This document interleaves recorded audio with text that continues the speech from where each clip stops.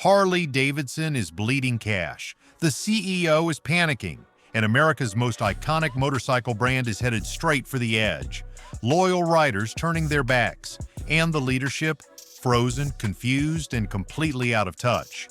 This is what it looks like when an empire breaks, and you're about to see how deep it goes. What's happening? In the final quarter of 2024, Harley revealed a loss of $117 million. That number alone was enough to stun investors.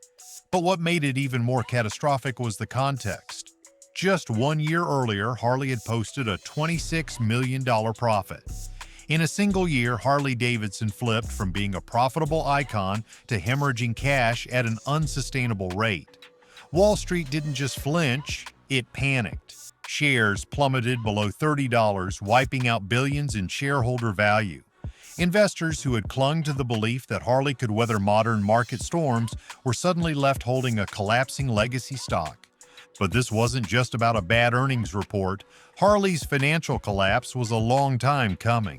For nearly a decade, the company had been slowly bleeding out, quietly losing market share, dealer trust, and rider confidence. Since 2014, Harley-Davidson stock had dropped nearly 65%. That is not a fluctuation. That is a death spiral. Over that same time period, global shipments cratered by over 53% year over year. And in the United States, Harley's most loyal and historic market, revenue plunged 35%. These are not small corrections. They are red flags, waving violently in the face of a company that once ruled the road. The collapse wasn't limited to spreadsheets and boardroom calls. Real-world consequences followed fast. Iconic dealerships, including Los Angeles Harley Davidson and Taboo Harley Davidson, shut their doors permanently, unable to keep up with collapsing foot traffic and unsold inventory. Harley's empire was crumbling at every level, from top-floor executives to showroom floor salesmen. It wasn't just a business downturn, it was the implosion of a brand that once stood as the very definition of American muscle and freedom. But Harley's greatest failure wasn't that it lost money. It's how it ignored the very people who once made them unstoppable. And that price will cost them more than any quarterly loss ever could. Stick around and hit subscribe. This is just getting started. The price wall that crushed their base. There was a time when a Harley-Davidson wasn't just a motorcycle, it was a rite of passage. For blue-collar workers, veterans, and weekend warriors, a Harley represented freedom, identity, and rebellion. But somewhere along the way, the company forgot who its customers were. And worse, they priced them out entirely. Harley's entry-level bikes, once marketed as accessible icons, became luxury products no longer tethered to reality. By 2024, the so-called affordable Sportster started at over $16,000 before adding any essential accessories. That number alone tells the story of a brand that betrayed its roots. Working-class riders who once saved every spare dollar to get their first Harley now found themselves completely shut out. While Harley pushed its price tags into the clouds, its competitors saw an opportunity. Honda and Yamaha rolled out cruisers in the $8,000 to $11,000 range, offering reliability, style, and accessibility. Even Indian Motorcycles, Harley's closest domestic rival, launched its Scout model at just $11,000, nearly $5,000 less than Harley's entry offering. In a time of wage stagnation, inflation, and skyrocketing living expenses, Harley's pricing strategy didn't just miss the mark. It insulted the very riders who once carried the brand on their backs. The result was devastating. Sales among first-time buyers tanked. Dealerships struggled to move inventory. Seasoned riders who had once proudly owned multiple Harleys began to question whether the premium price still reflected premium value. For younger generations, millennials and Gen Z, Harley was no longer an aspiration. It was an overpriced relic. The brand's aura of exclusivity backfired.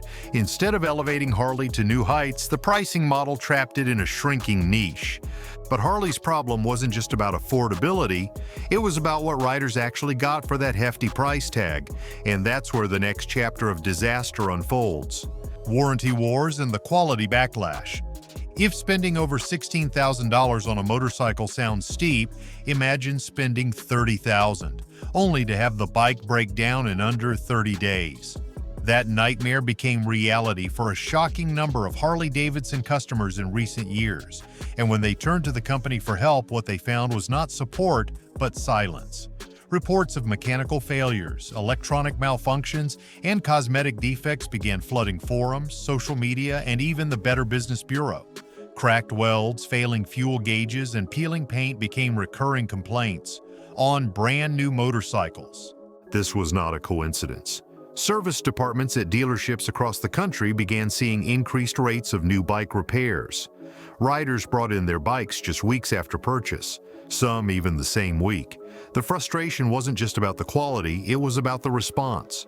Harley Davidson, in a bid to cut costs and limit liability, began tightening its warranty approvals. Riders who paid luxury prices for what they thought was American craftsmanship found themselves entangled in corporate red tape. Warranty claims were delayed, denied, or dismissed outright. Customers were told that issues were caused by rider misuse or fell under wear and tear exclusions buried deep in the fine print.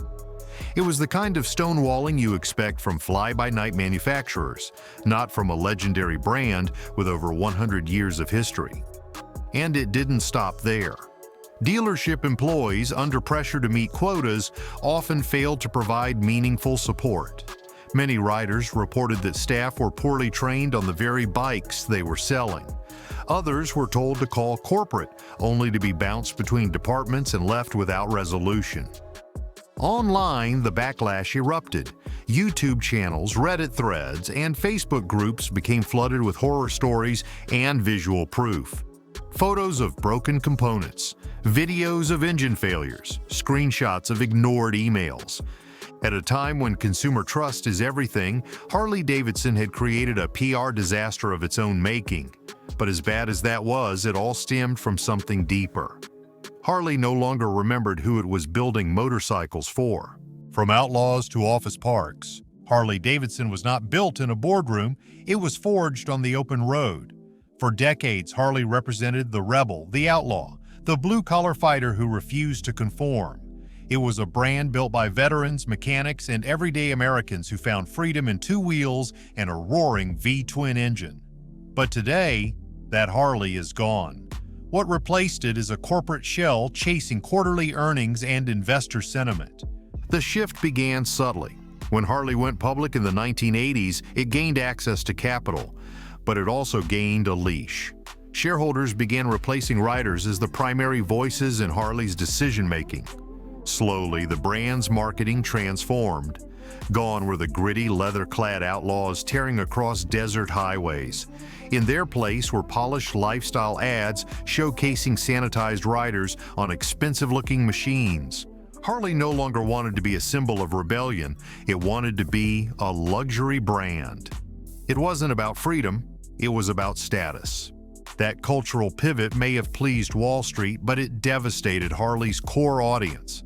Longtime riders didn't see themselves reflected in Harley's messaging anymore. They felt abandoned, discarded, replaced. The rumble of the engine was still there, but the soul of the brand had been hollowed out. Even within the company, leadership began drifting further from the community that built its legacy.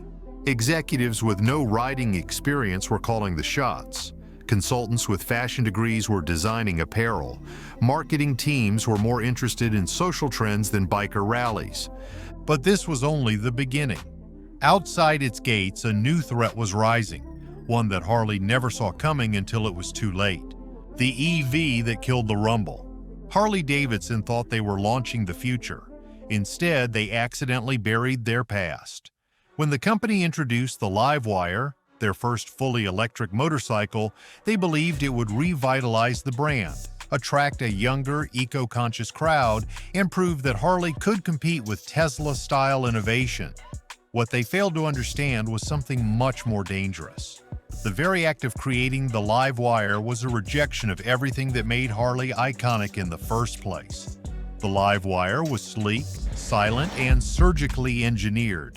But that silence wasn't just a feature, it was a deal breaker. To Harley's loyal base, a Harley is supposed to growl, roar, and rumble. The engine note is not just noise, it is a declaration. It announces your presence before you're even seen. Riders don't just buy the look or the speed, they buy the feeling. And the Livewire didn't offer any of that. No rumble, no soul, no ritual, just a sterile hum, like an overpriced electric scooter wrapped in Harley branding. The price made it worse. The Livewire launched at over $22,000, nearly the same as Harley's most premium touring models. And yet it had a limited range, long charging times, and lacked the visceral appeal of even the cheapest gas-powered bike in Harley's own lineup. Younger riders, the very audience Harley was targeting, could not justify the price, and older riders saw it as a betrayal. The result was catastrophic. The Livewire didn't just flop, it exposed how deeply disconnected Harley's leadership had become from its culture. Showrooms sat with unsold inventory. Dealerships couldn't move the bikes. The internet lit up with scathing reviews, memes, and disappointment. Eventually, Harley spun off Livewire into its own sub-brand, as if distancing it from the Harley name would somehow save face. But it was too late. The damage had been done. Livewire wasn't just a bad product, it was the symbol of a company that forgot who it was building motorcycles for. And just when Harley thought it could recover from the EV stumble, they doubled down on something even more alienating. That's when corporate politics took center stage and riders took notice. And just as Harley was alienating its core, another American icon was preparing to strike with surgical precision. And Harley never saw it coming. Indian's precision strike. If Harley Davidson was bleeding from self-inflicted wounds, Indian Motorcycles was the rival sharpening the blade. While Harley stumbled through overpriced bikes, electric misfires, and cultural confusion, Indian was executing a flawless comeback plan that targeted every Harley weakness and turned it into a competitive advantage. The story of Indian's revival reads like a masterclass in strategic warfare. In 2011, Polaris Industries, a veteran powersports company, acquired the rights to the long-dormant Indian brand. Unlike Harley, which had spent the past 2 decades bloating its product line and hiking prices, Indian went back to basics. It focused on quality, value, and heritage. They didn't try to reinvent the wheel, they just made it better. Their Scout and Chief models were priced significantly lower than Harley's equivalent cruisers. Their engines, Thunderstroke and Power Plus, delivered the deep American V-twin experience riders craved without the reliability issues that had plagued Harley's newer bikes. Fit and finish were superior. Features like Brembo brakes, modern infotainment, and Bluetooth connectivity came standard. Riders noticed, and they started switching. But what made Indian's rise even more dangerous was that it didn't chase the wrong audience. Indian knew who it was building bikes for. They doubled down on tradition, heritage, and real rider experiences. Their marketing was gritty, authentic, and emotionally grounded. They didn't lecture riders, they invited them. By 2023, Indian had started outselling some of Harley's best-known models. Indian wasn't just winning, it was converting riders who felt abandoned. The people who once bled Harley Davidson orange and black were now proudly wearing Indian red. And while Harley struggled to recover from this domestic defeat, an even larger threat was waiting beyond American borders, one that had been growing quietly for decades: the global brands that gutted Harley. While Harley was busy losing battles at home, global motorcycle giants were conducting a full-scale invasion and winning. Brands like Honda, Yamaha, Kawasaki, BMW, and Royal Enfield had already captured massive global market share. But by 2025, they were doing more than competing. They were systematically outclassing Harley in every category that mattered.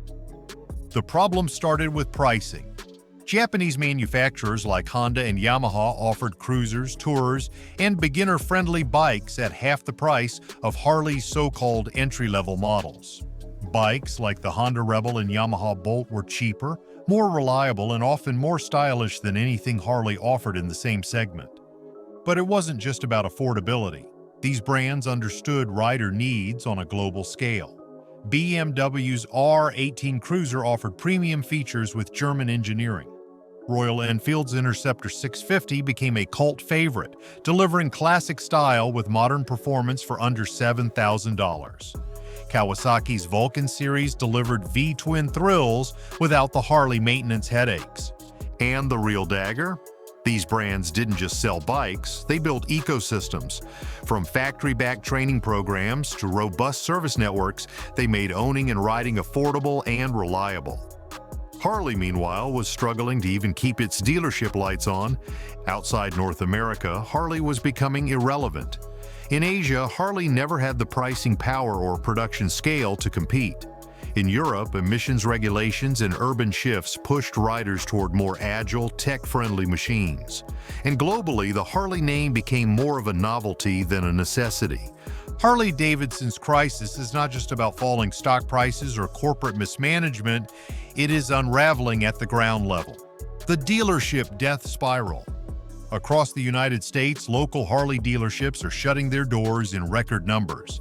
The once proud network of chrome-lined showrooms that served as biker meeting spots and cultural landmarks is collapsing into silence. Between 2023 and 2025, dozens of dealerships from coast to coast, from Fullerton, California to Alexandria, Louisiana, have closed permanently. These were not pop-up stores or failed experiments. They were family-run operations that had thrived for generations, passed down like heirlooms. Today, many of them are shuttered, their neon signs flickering out, leaving communities without a motorcycle heartbeat. The reason? A lethal mix of unsold inventory, rising interest rates, and evaporating foot traffic. When Harley's sales plummeted, dealerships were left holding the bag. Bikes worth tens of thousands of dollars sat untouched on the showroom floor, while dealers continued paying interest on floor plan loans that became financial quicksand. Every month without a sale pushed these businesses closer to collapse. And the corporate response? A brutal realignment plan that made everything worse. Instead of supporting its struggling retailers, Harley slashed dealer margins, tightened franchise rules, and forced smaller operators out. For many communities, it was not just a store closing, it was the death of a local institution. These dealerships were more than places to buy motorcycles. They were gathering spots, charity ride organizers, service hubs, and cultural anchors for the local biker community. When they died, they took that spirit with them. Rallies shrank, meetups disappeared, and longtime Harley loyalists felt abandoned. As these retail pillars fall one by one, Harley is not just losing revenue, it is losing the human infrastructure that once made it feel untouchable. But even as the dealership network crumbles, Harley's biggest mistake was failing to recognize the riders who were supposed to replace its aging customer base. The riders Harley refused to see. Harley Davidson was built by a generation of blue-collar riders who valued freedom, grit, and the raw power of American steel. But somewhere along the way, the company forgot that time moves forward.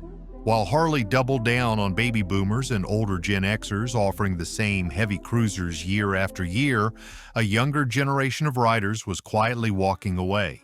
The brand failed to anticipate the changing tastes of millennials and Gen Z consumers, and by the time it tried to catch up, it was already too late. These new riders were not looking for the traditional Harley experience. They did not want to spend $20,000 on a heavyweight cruiser that guzzled gas and required constant maintenance. They wanted smaller, more affordable, tech-savvy bikes that matched their urban lifestyles and climate-conscious values. They looked for motorcycles that could weave through city traffic, park in tight spaces, and charge at home. Instead, Harley gave them the Street Series, an uninspired attempt to reach younger buyers that landed with a thud. It was overpriced, underpowered, and released too late to matter. Meanwhile, other brands were listening. Honda's Rebel and CB series offered nimble, stylish options under $10,000. Royal Enfield produced beginner-friendly retro bikes with modern technology and classic design. Yamaha and Kawasaki introduced versatile dual sports and sport commuters that appealed to cost-conscious and environmentally aware riders. And Harley? It stuck to its aging lineup and expected a new generation to fall in love with their grandfather's bike. The result was a catastrophic generational disconnect. Instead of building lifelong loyalty with the riders of tomorrow, Harley alienated them. Younger riders embraced brands that met them where they were, digitally, financially, and emotionally. Harley's decision to ignore these trends was not just a missed opportunity, it was a strategic failure that fractured the brand's future. But Harley's inability to connect with the next generation was not its only blind spot. Its attempt to solve the crisis by turning to its old playbook would only make matters worse. The comeback plan that can't work again. Harley Davidson has been here before, or at least that is what its executives want you to believe. Back in the late 1970s and early 1980s, the company faced a similar collapse. Under the disastrous leadership of AMF, Harley's quality tanked, its brand was tarnished, and Japanese competitors were eating its lunch. But in 1981, a group of executives mortgaged everything they had, bought the company back, and rebuilt Harley from the ashes. That turnaround became a legend. Harley leaned into American heritage, doubled down on quality, and reignited its loyal fan base. Now, in 2025, Harley is trying to run the same play again. But the problem is, this is not the 1980s. The world has changed. The market has changed. And most importantly, the riders have changed. Back then, Harley's core audience was still growing. Veterans returning from war, factory workers with disposable income, and a swelling middle class were all eager to embrace the biker lifestyle. Today, the core is shrinking. Younger generations are burdened with student debt, skyrocketing rents, and uncertain futures. The cultural moment that once made Harley cool is gone. More critically, the competition is no longer just Honda and Yamaha. It is every global brand with a finger on the pulse of modern riders. BMW's R-Series, Triumphs, Bonneville's, Royal Enfield's Interceptors, and even electric upstarts like Zero and Super Soco are all providing modern, affordable alternatives to Harley's outdated catalog. The nostalgia card that worked 40 years ago now feels desperate and hollow. Harley's reliance on the past is not just ineffective, it is dangerous. It keeps the company from making the hard decisions required to adapt. If Harley thinks a new ad campaign with leather jackets and roaring engines is going to fix this, it is already lost. The world has moved on. The question now is whether Harley can finally face the future or die clinging to a past that no longer exists. And that brings us to the breaking point, the brutal reality Harley must confront if it wants to survive. The brutal fix. What Harley must do now. There is no sugarcoating it. If Harley Davidson wants to survive, it must undergo a transformation so painful, so disruptive, that it will leave nothing untouched. This is not a time for half measures or brand refreshes. This is a last-ditch effort to avoid becoming the next blockbuster. And the first step? Slash prices, immediately and aggressively. The days of $16,000 entry-level bikes are over. Harley must get affordable models into the hands of younger and first-time riders, or it will not have a next generation of customers at all. Next, Harley must gut its bloated corporate structure. Years of catering to investors, padding executive bonuses, and wasting marketing dollars on tone-deaf campaigns have drained the brand of agility. The company needs to shift resources away from shareholders and back into quality control, customer service, and dealer support. That means layoffs, budget cuts, and a ruthless focus on what matters most: building bikes people actually want to buy. Most importantly, Harley must rebuild trust with the riders it abandoned. That means listening, truly listening to the communities that once built the brand. Veterans, working-class mechanics, long-haul riders, and blue-collar rebels need to know Harley has not forgotten them. Bring back the soul, ditch the sanitized branding, reconnect with the culture of the open road, not the boardroom. This is not a 5-year plan. Harley has months, maybe a year, to prove it still belongs. The choice is brutal but simple: radical reinvention or slow extinction. And if they hesitate, if they stall, there will be no comeback this time. Because while Harley contemplates its next move, the world is not waiting. And the consequences of failure? They are bigger than anyone realizes. The Blockbuster parallel. Blockbuster didn't just fail, it became a joke, a relic, a meme that symbolized corporate blindness in the face of change. And if that sounds uncomfortably familiar, it should. Because Harley Davidson is heading down the same road, and this time, the stakes are even higher. Blockbuster had the market, the infrastructure, and the brand loyalty to dominate the streaming era, but it chose not to evolve. Harley, too, had it all. The iconic status, the massive dealer network, the cultural weight of rebellion in Americana. Yet as the industry changed, Harley clung to a formula that was already showing cracks. What destroyed Blockbuster wasn't just Netflix, it was hubris. Executives refused to believe the market could move that quickly. They dismissed the early warnings, failed to innovate, and assumed loyalty would keep them afloat. Harley is making the same mistake. While riders begged for more affordable models, Harley doubled down on premium pricing.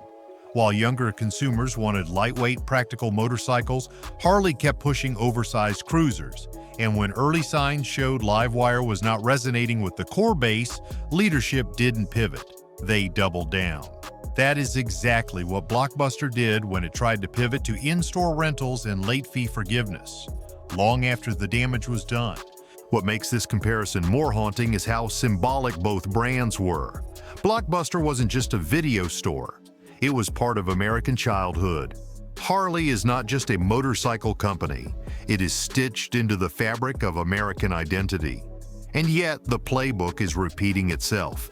Failure to read the consumer, obsession with outdated models, blind faith in brand loyalty, ignoring the digital transformation.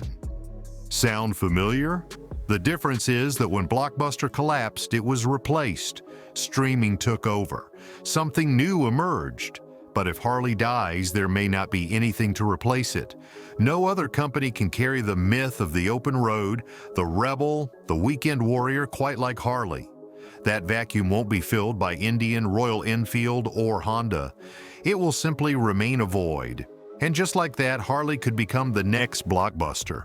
Just another cautionary tale in a PowerPoint slide about ignoring innovation. But unlike Blockbuster, Harley's collapse wouldn't just affect memories. It would destroy livelihoods, local economies, and real American communities. Because the next stage in this downfall isn't symbolic, it's material.